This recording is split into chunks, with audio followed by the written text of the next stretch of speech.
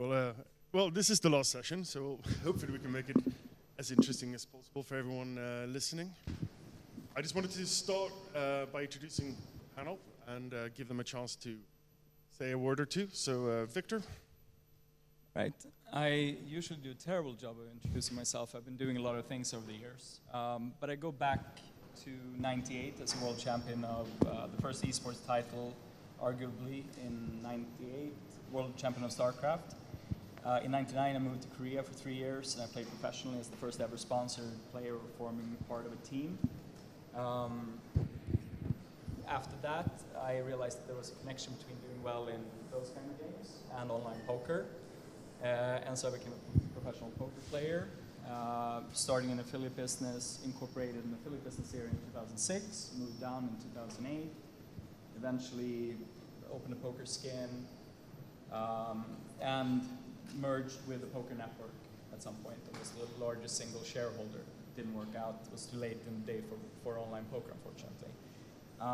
In 2010, I went back to my roots and I bought Ghosty Gamers, which had been around since 2002 and is now the largest independent media website covering Tier 1 eSports globally. Dave? Okay, I'm Dave Hawkins. I'm the CEO of Exient. We have offices in the UK and in Malta. We came to Malta about 3 years ago now. I started my career as a software engineer, writing flight software for aircraft, military aircraft, and such like. Eventually, through lots of different means, I ended up in the video games industry, mostly through a love and passion for playing video games. I did a career for about 6 years where I initially started working at hardware manufacturer, which was Philips, and then went to work for Infogram, which you probably know now sort of as Atari. And I think my last role as an employee for someone else was as production director there.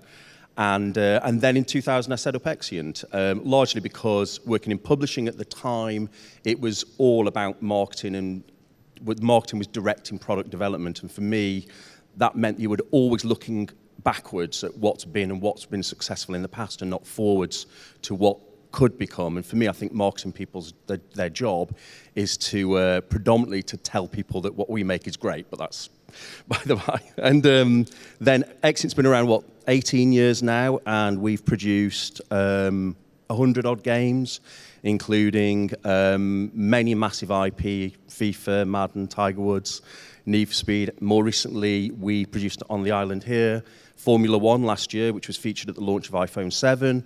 And before that, we did Angry Birds Go, and we're currently working on Lemmings and Little Big Planet here. So, Test. Hello. All right, so I'll make it quick. I'm Robin. I'm the CEO of a company called Gig. Founded it about 5 years ago with a friend of mine. Today we're 500 people, headquarters in Malta. We are listed on the Oslo Stock Exchange, and we do iGaming, opening up iGaming more specifically. I'm also a video game enthusiast. Victor here, he was one of the first guys who traveled to Korea when eSports took off in the beginning of the 2000s, and back then I was sitting in my room playing the same game that he did, and I've been playing a lot of games up throughout the years. These days my company is involved in, we're investing into companies, we are empowering companies that are doing eSports, and it is really, really important for us. Thanks for sticking it out till the end of the second day. I think this session is going to be awesome. Thank you. Thank you very much. Yeah, just a brief introduction to myself. My name is Jonas Eneroth. I work with a startup here in Malta called Karmafy, and the majority of us in the company have been in the games industry for a good number of years. Personally, almost 25 years now. Started a very long time ago at a company called Bungie Software in Chicago. We use emotional engagement to encourage gamers to engage more with your product. If I try to summarize our mission as a startup and what we're trying to achieve. It's been incredibly interesting to see the games industry grow from the inside, and also somewhat frustrating when people look from outside in They don't really seem to see how big and how mainstream gaming, esports has become. If we take some very simple numbers, games as a sector is, depending on which stats you look at, worth somewhere between 100 and 120 billion US a year.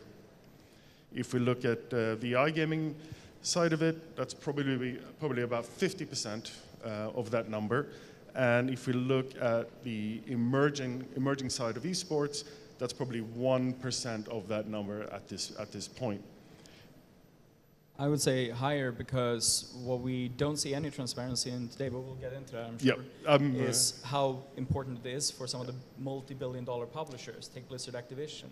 For all we know in this room, it might be 10% of their business generated from esports, but it's not attributed, because if it were, that's a $45 billion company. It is, I mean, just as a marketing vehicle, for example. But I think we'll get into those elements a little bit more. What wasn't clear from what you said then was that video games alone is 120 billion.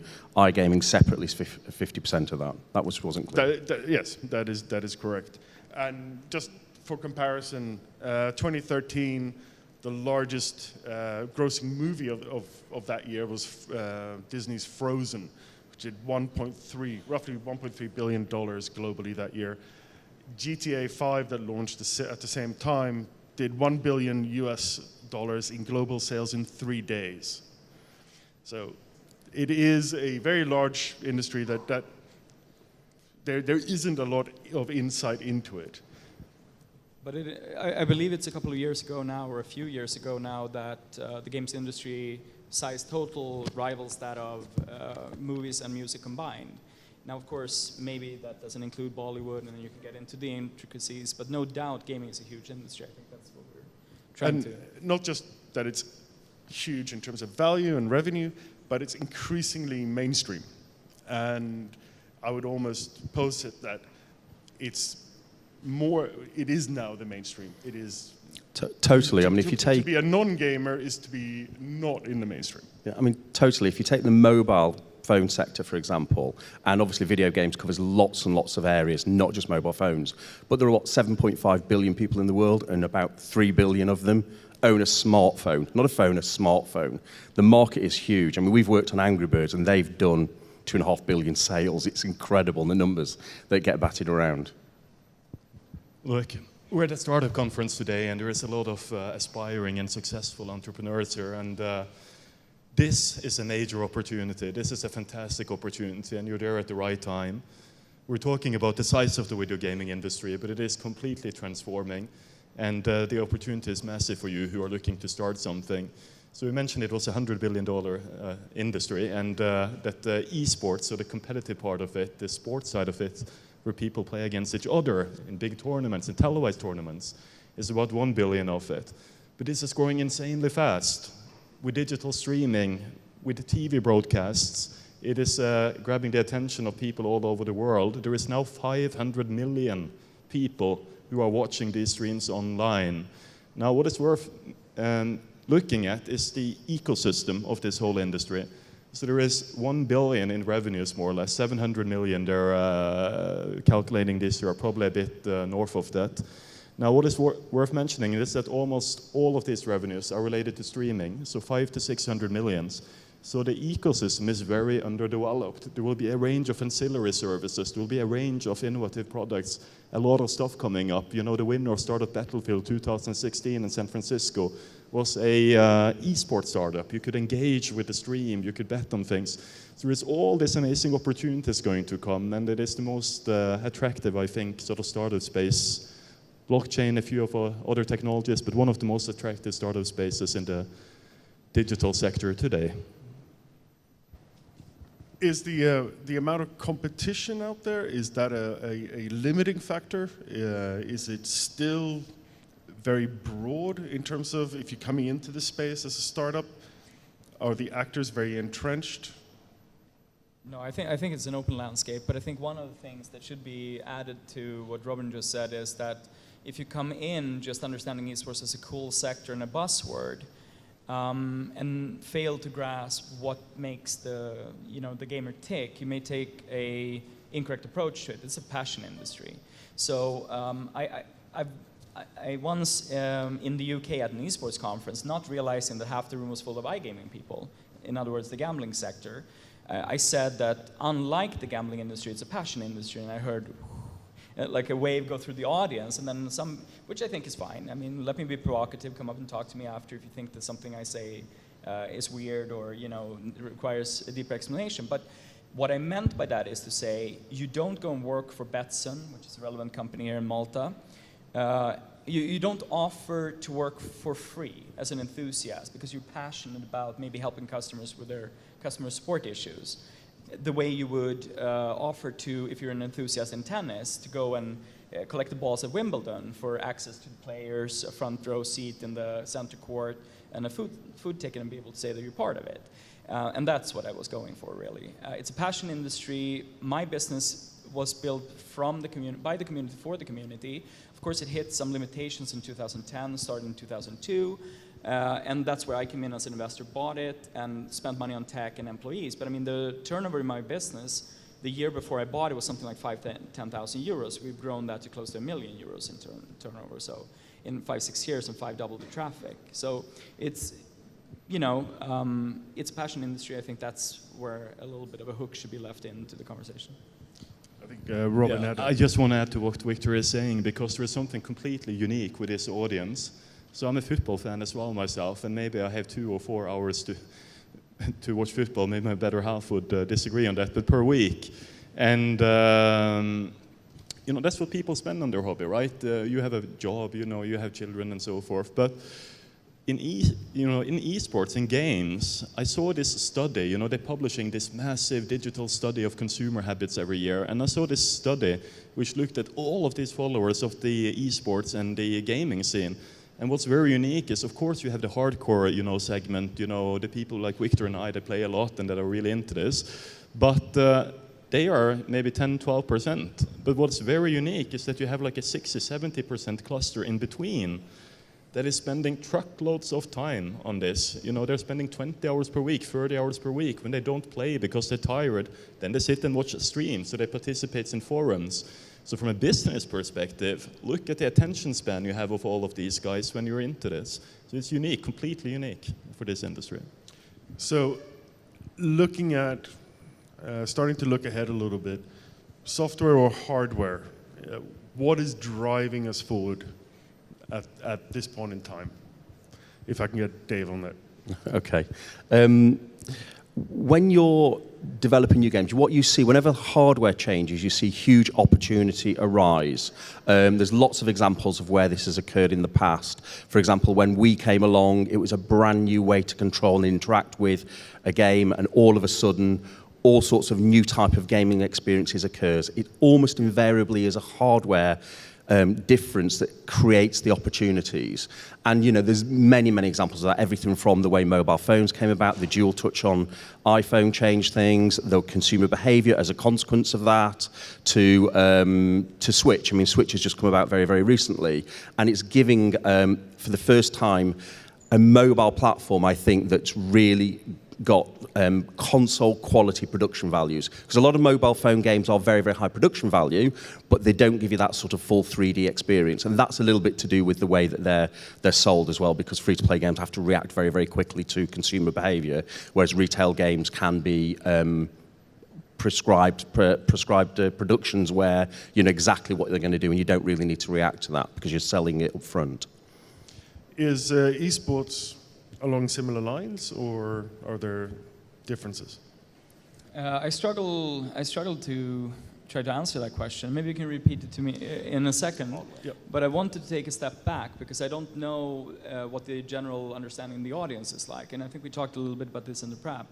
I think it's important to understand that the only difference, and this is where a lot of people go wrong, video games is that 100 billion industry. A subset of that is the competitive aspect, the same way a subset of the 265 million registered poker players around, soccer players around the world, according to the 2007 FIFA census. A fraction of them are professionals, right? So And eSports, there's no difference between eSports, electronic sports, and physical sports, except the interface. One is electronic, one is physical. And some people have a hard time intuitively understanding that. Let me give you an example. What is motorsports? Some people argue it's physical, and some people argue that it's machinery, right? But it fits somewhere in between. You have mind sports, which would be chess.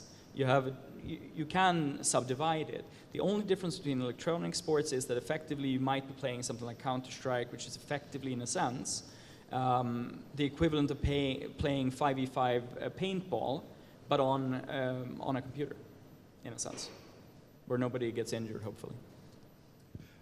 But looking at where we started with the question in terms of, is it software, is it hardware, what is helping to drive, or are these relevant factors for esports? So it's unclear if there's any. So one way of saying that there's a potential opening for, say, VR. Let me really take a leap here. Say you get an integrated VR system, not this clunky cable setup thing going on, where in your brain you're controlling yourself playing FIFA in a photorealistic reality in the future. Maybe that's 10 years, maybe it's 50 years, maybe never, right? That would be something else. But barring any revolutionary tech like that, I see esports mainly just being a function of the traction that it has with a younger audience. In other words, everyone's a gamer at 2 years old now, 2-3 years old. You know, we freely give away our last gen telephone to our kids, right? Imagine when those guys are parents, how integrated will tech be in their lives, in maybe everything we wear, maybe implants of some kind, right? I don't see it needing either software. Like, of course it's dependent on software because you're not kicking a physical ball, but it's not requiring innovation there. It's growing on its own because it's a snowball that is rolling really fast already for 20 years. Yep. It just is this new phenomenon to most people. I think it might be worth just talking about some of the hardware changes that are happening right now, which is creating opportunity. And if I think of it in sort of those terms, I think the obvious one that's really starting to take off at the moment is augmented reality. I think that has got a fantastic future. And if you can imagine walking down the street with your phone and it's picking up logos of people on people's shirts or around there, maybe it's a BMW sign or something like that, and then you get invited to play a game which features BMW's latest car, or other forms. I mean, AR, a lot of people think of AR just in terms of pure gaming alone, where it's a character put in scene, and of course that's completely relevant, but that's kind of the obvious thing. And I think the bigger mark in a lot of ways will how it can be exploited in other ways for marketing purposes and other things too. Then another area I think of huge potential future growth is artificial intelligence. There's a lot talked about how we need to fear it and all sorts of other things, but artificial intelligence can be used to create incredible games, and I think that's going to be that's a software. That in itself is a software thing, but that's unusual, I think, in that one. There are still solutions that are required for the mass market gaming in the living room. If you think of how mass market the mobile phone is, in the past, it was just a TV, but everyone's trying to capture the digital TV experience. You know, consoles have tried that, but consoles are really for gamers. We need the casual equivalent. This is where things like Apple TV, Amazon Fire, and so on are coming in, but no one as yet has really nailed that software experience that really marries up with that and gives you a great experience in that space. We've seen a lot of changes in terms I've got others. There's more opportunities if you want to go through it. I'm just going to try to keep us a little bit within our schedule here, but I mean, we've seen a lot of big changes to, if it's, you know, even watching video 10 years ago was an incredibly painful process, and now it's ubiquitous. But no, but you're touching what I was about to say, because your question, is it software or is it hardware? So the form factor isn't really sort of that interesting. Technologies come and go, people engage with it and capitalize on it. But, you know, 60,000 people sitting in a stadium watching two geeks play, you know, a computer game, 50 million people watching it, what the hell happened? So what happened was that when I was young and I played computer games, I barely dared to speak up about it. It was like an antisocial habit. I didn't tell anyone. No. It was sort of antisocial. But what happened was that then the technology came and you could connect people. You know, you could see other people play. You could stream when you played yourself. You could talk with people online. So the whole fact that it turned from being an antisocial thing to a social thing, that completely revolutionized video gaming and changed and transformed the industry. So I think that's the main driver. And that really only happened a couple of years ago. So imagine everybody's playing games, right? Everybody's playing board games, video games. But now you suddenly had this activity that every human is doing turned cool. And that's the real change. Yeah, I think it's become much more socially acceptable to be a gamer. And if we ask the audience, how many here would identify as gamers? And you ask the question, how many people here have played Candy Crush? And you're gamers. There you go, gamers. It's Or any other game. Yeah. Doesn't matter. Replace it with any other game. Solitaire on your Windows PC. and, A crossword, for example. Seeing that, seeing where the industry will, has been heading. Why, for example, do we do as a company what we do? We saw that 35 to 45-year-old women, they spend the most money on games online, and also 35 to 45-year-old women spend the most on doing good for good causes.